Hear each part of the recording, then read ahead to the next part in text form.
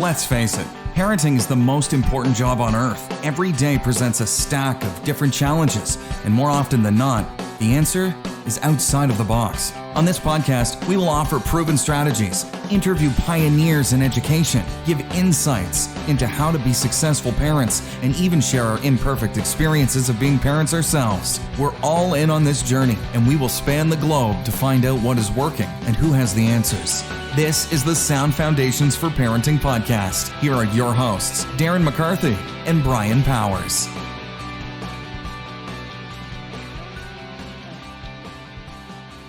Welcome to the Sound Foundations for Parenting podcast. I'm Brian Powers. And I'm Darren McCarthy. Today we had the great privilege of going down south, meeting up with Dr. Pam Bruening, founder and CEO of DeeperDive Learning. She has a rare background where she had 30 years of experience in the professional field of education, but she started in the classroom, which I always love, and then she worked her way to administrative, and now she's running DeeperDive Learning. What a great meeting it was, right, Bryce? We learned a lot, didn't we? Yeah, she left education and is now focusing on a solution based on, some of the things that she took away from there, that needed help. Yeah, absolutely. Falls right in line with our philosophy of going to the solution. And there's a lot of solutions that we learned today, but there's also a lot of solutions on their website and on their online trainings. What'd you get out of this, Brian?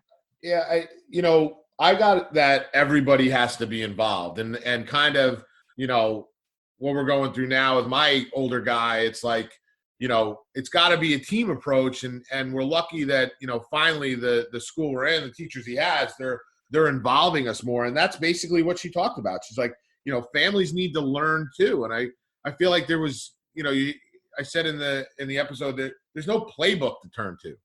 What our moms and dads and folks that raised us did is totally different these days, and we need easily accessible playbook that we can turn to. One of the great things that about her approach is that she starts out with the ideal.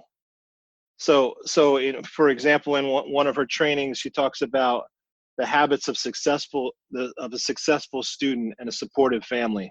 So if you start out with the ideal, you kind of know what you're kind of working towards. And a lot of times people use like what they call the discovery method, where it's just a series of questions and you don't necessarily have the answer. So it's kind of anxiety producing. This is kind of like, no, here's what it looks like.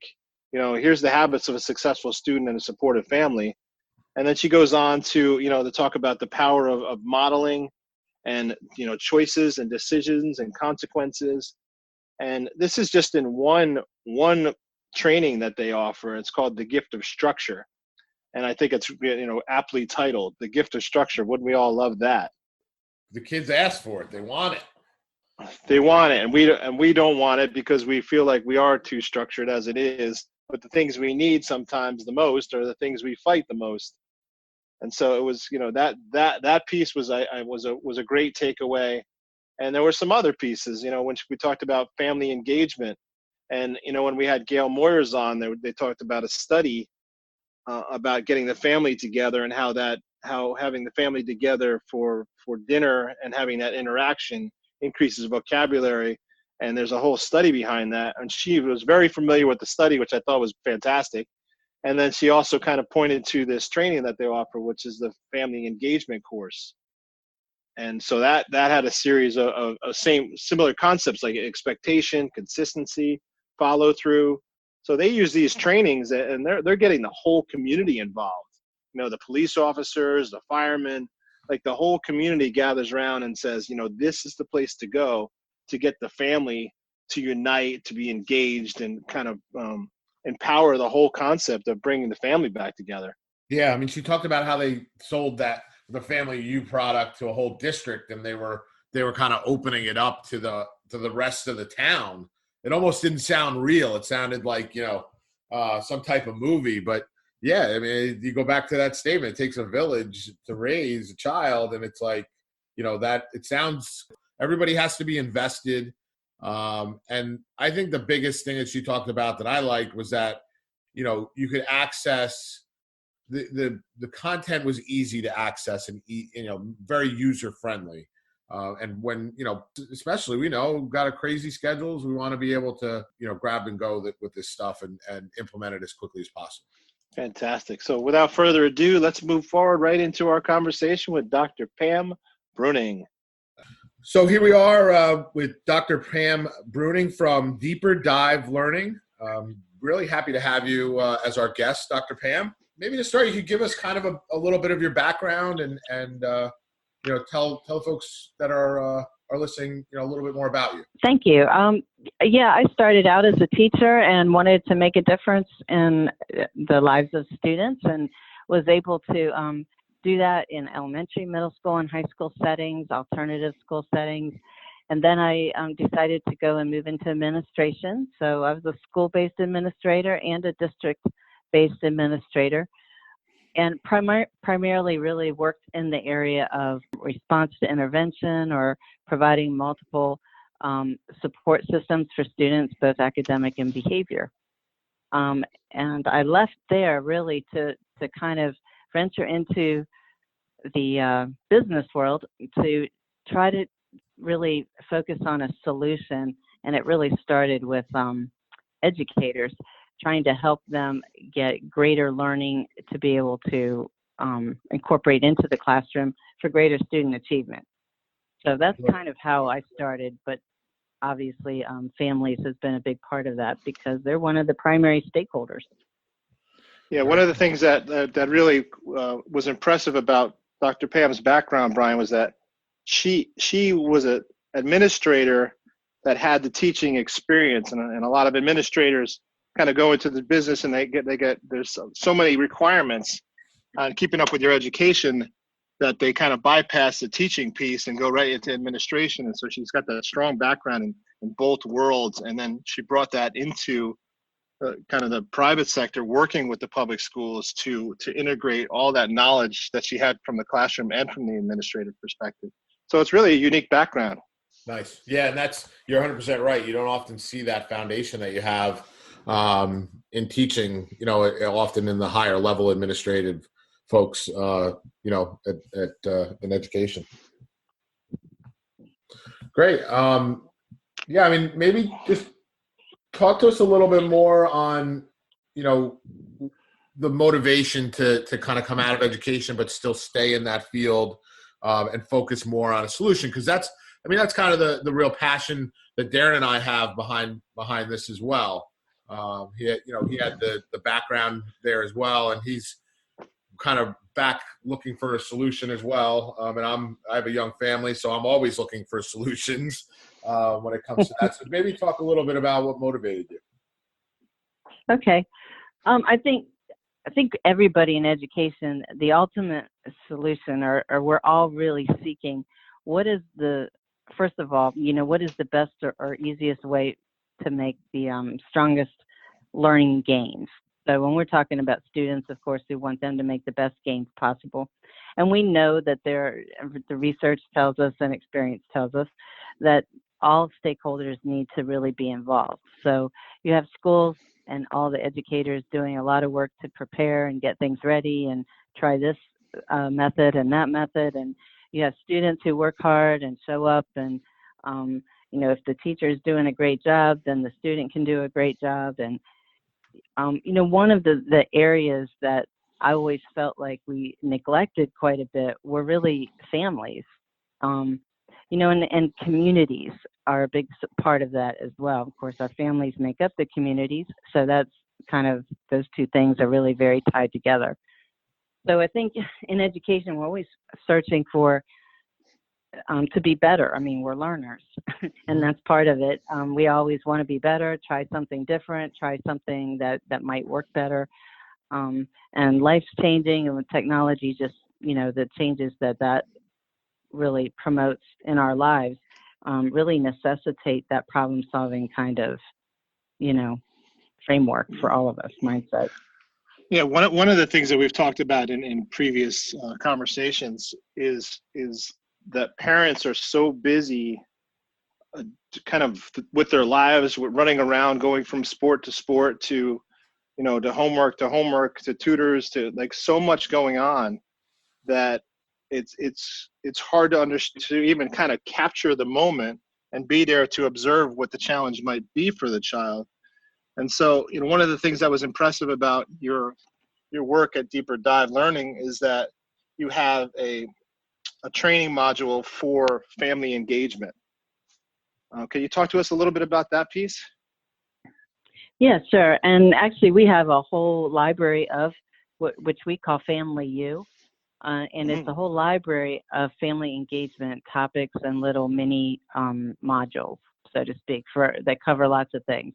So we do have one that is called Family Engagement, and then we have others that really specialize on certain things like teens and social media, or how to read with your child at home, building reading fluency at home, building math fluency at home, providing the gift of structure, which really talks about structure at home that would enable good attendance and, healthy living and healthy eating and things like that. Increasing student focus or understanding the teen brain. Those are all topics and many, many more. But the purpose of that is we were realizing the same thing, as you said, as you just mentioned, the busy families running here and there. Of course, we have technology now like we never have before. And so we wanted to make something that was really mobile ready and something that was really interactive, short, sweet, really to the point, so that it really captures people's attention, allows them to do a little bit of learning along the way. So whether you're sitting at a doctor's office waiting on somebody or at the practice field waiting for your child, you have an opportunity to just dive right in there and do some things. And because we realize, with the world changing the way it is, families need to learn too.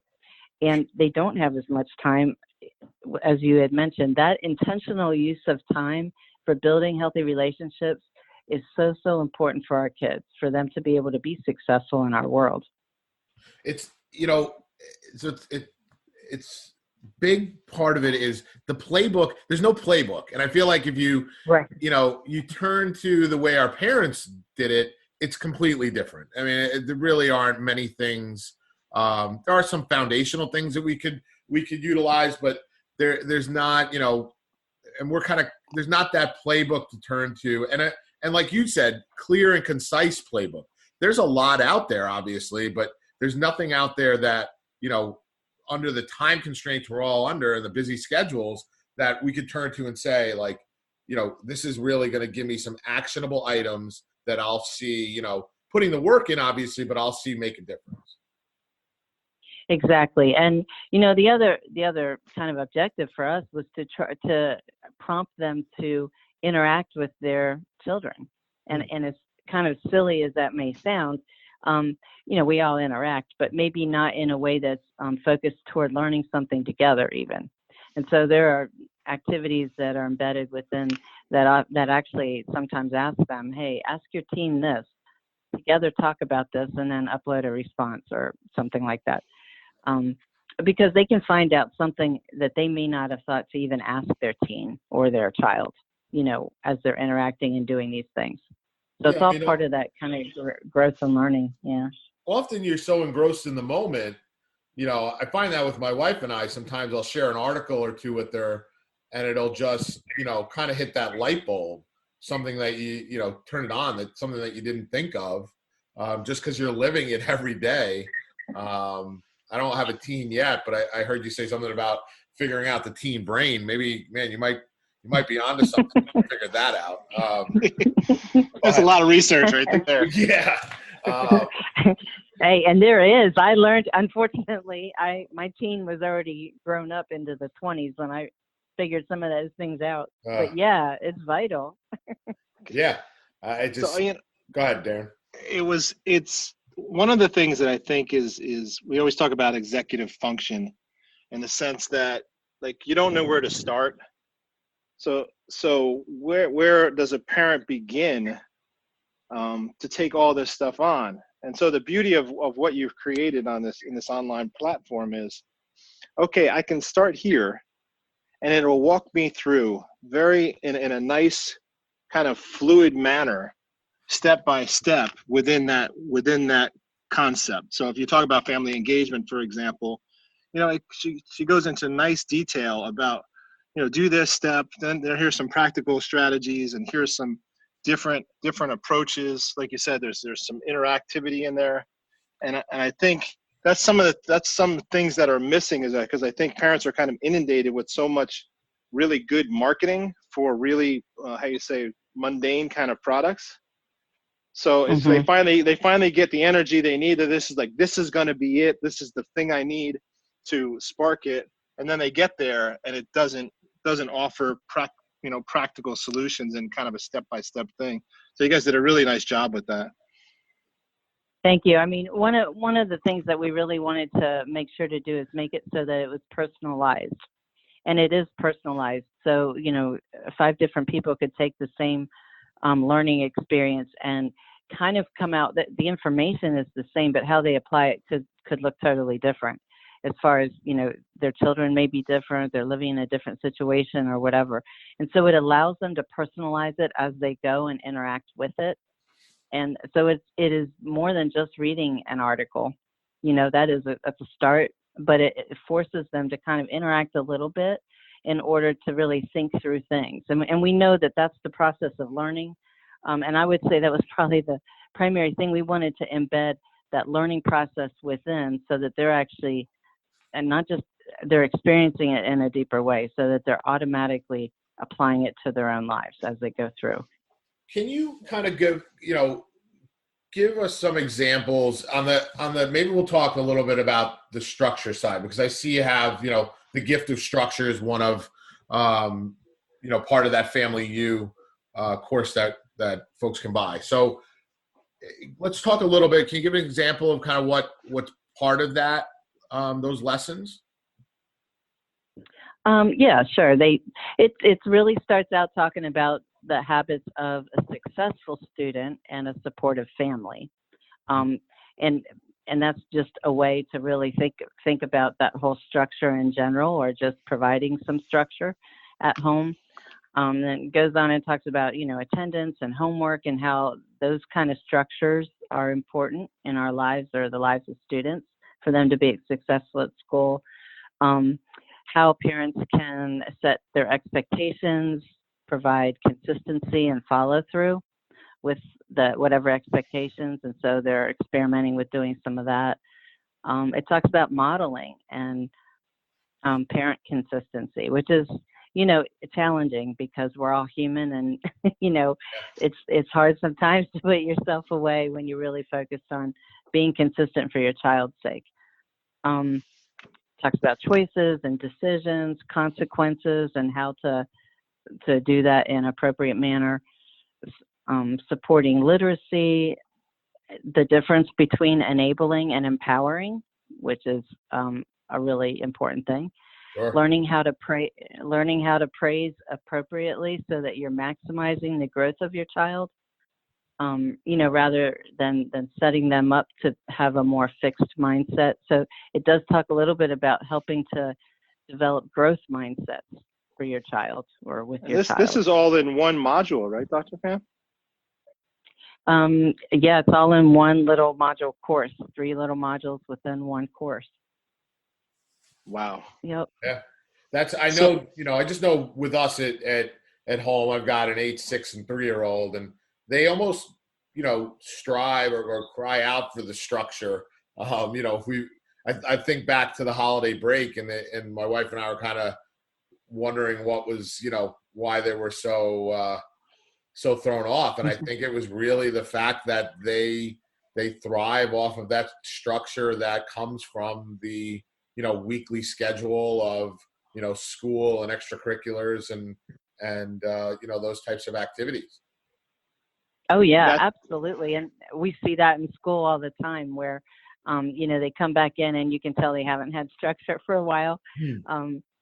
But when we know our children thrive with that, we need to provide it. And all, we're all on that spectrum. So, all of us are, adults too. So some adults need more structure than others. Some children need more structure than others. Sure. Yeah, that's what kind of went out, because you have a 30-year experience. I wonder if we can get a little bit global in a sense that, like from your beginning of your career to now, like how do you think how has the family dynamic changed, where these things are becoming more and more essential to kind of get back to the root thought processes and walk people through these really basic, I wouldn't say basic needs, but fundamental needs? What do you think what's causing this? Well, I think, there's a variety of things. I think in some ways we have a lot more single parents than we ever have before. And I actually was a single parent for a good part of my life. And so a lot of times single parents are working 2 jobs, so they're busy. So providing structure for the family and, coming in and out, making sure everybody has dinner and that kind of thing, sometimes is a challenge. I think technology has brought many, many wonderful things, but it's also brought many challenges too, where it's too easy to, put somebody on the phone or an iPad and not really interact with people.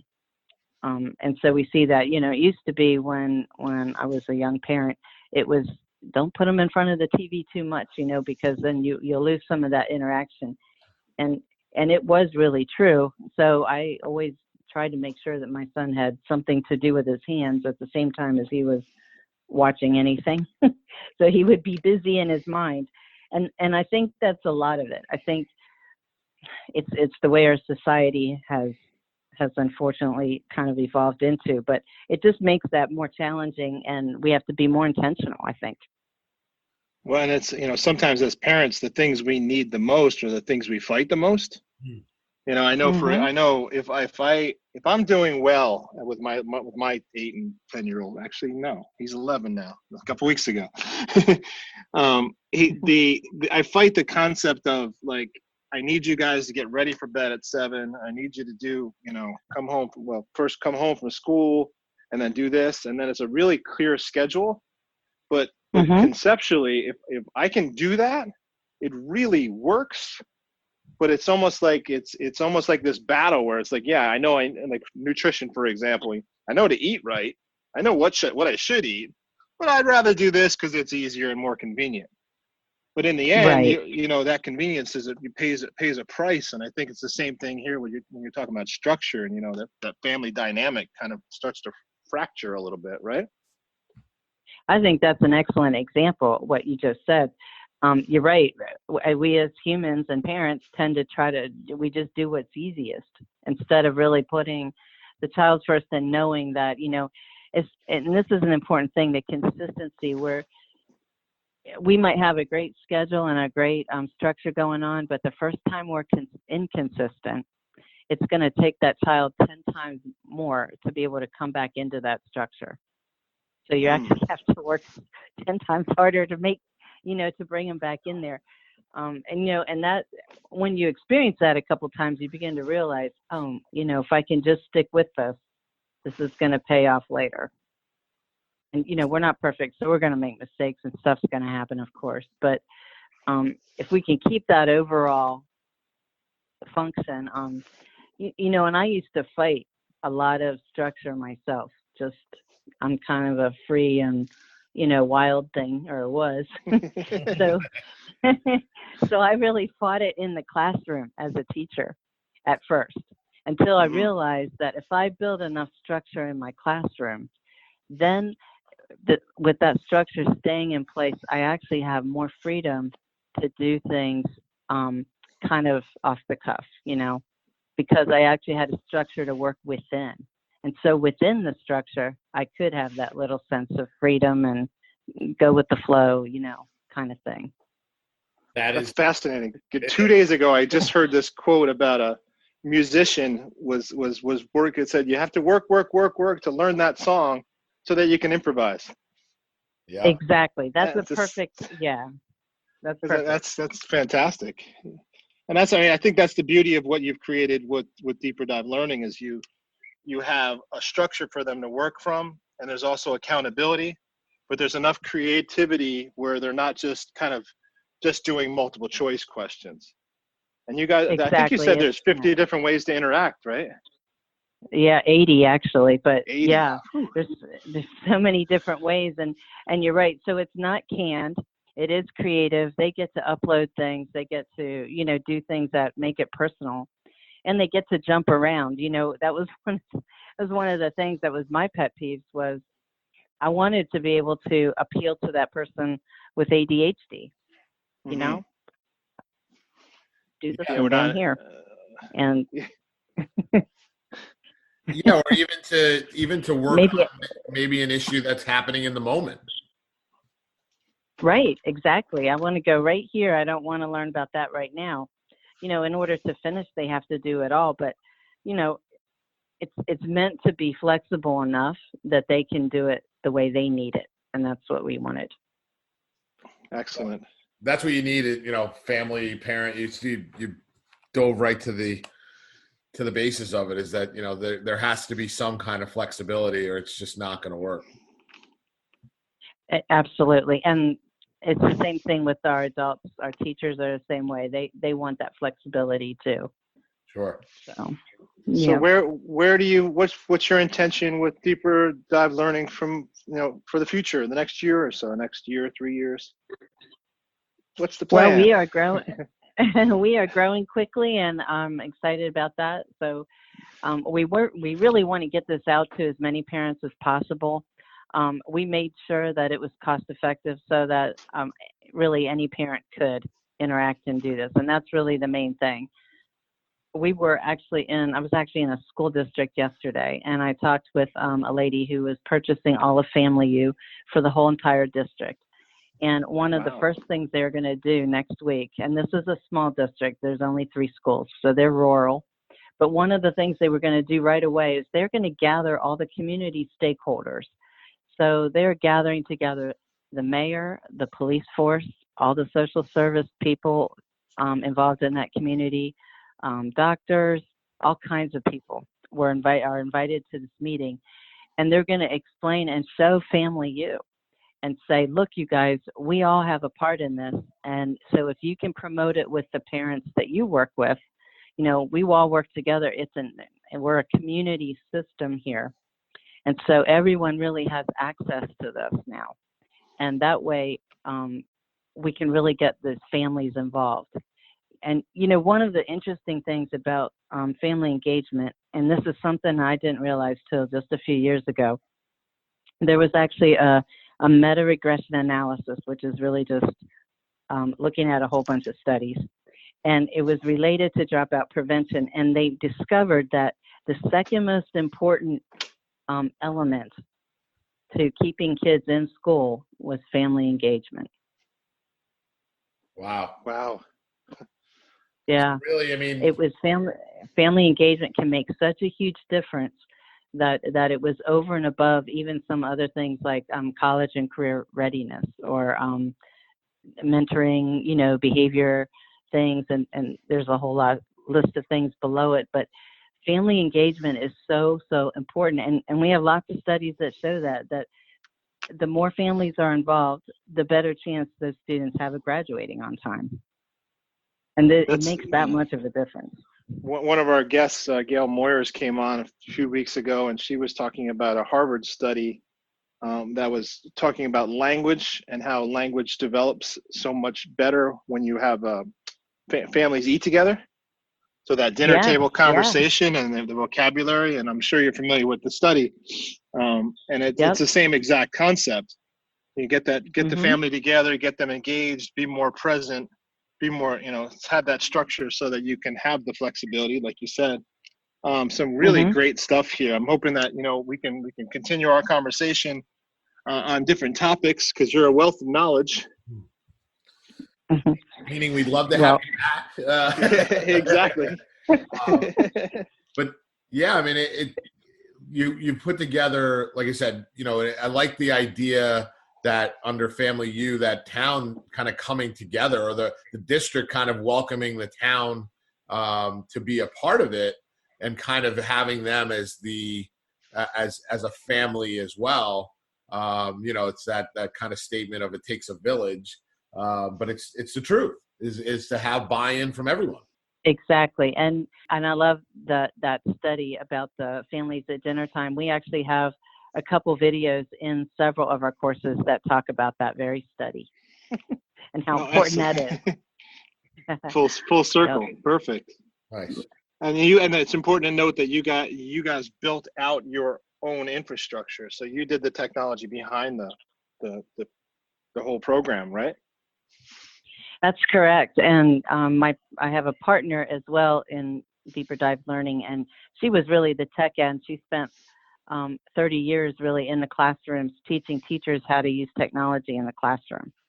So, but she and I collectively, have about 60 years in education, and so what we knew what wasn't working, and we know what districts need, and we know what schools need. We know what principals need, teachers, and ultimately parents. And so we wanted to build something that really met those needs.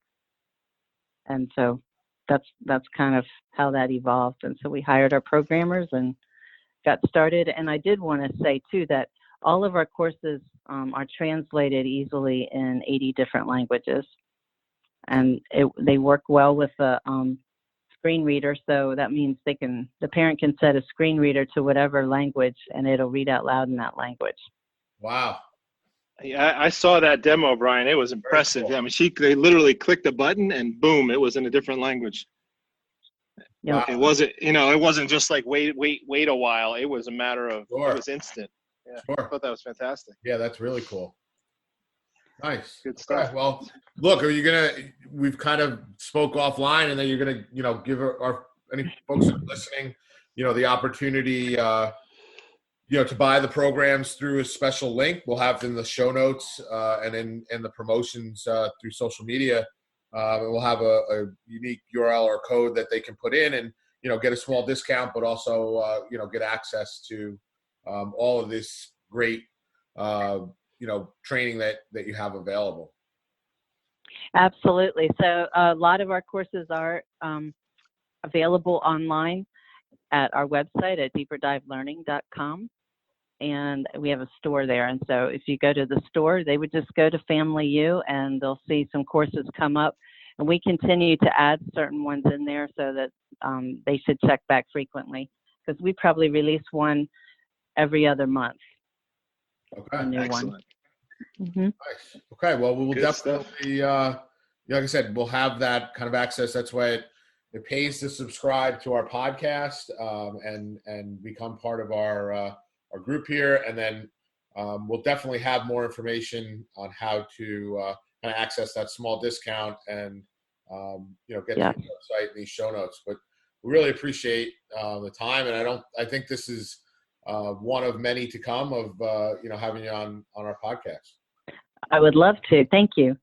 Yeah. Thank you so much. Thanks, Dr. Pam. We'll talk to you soon. All right. Thanks a lot. Take care, you guys.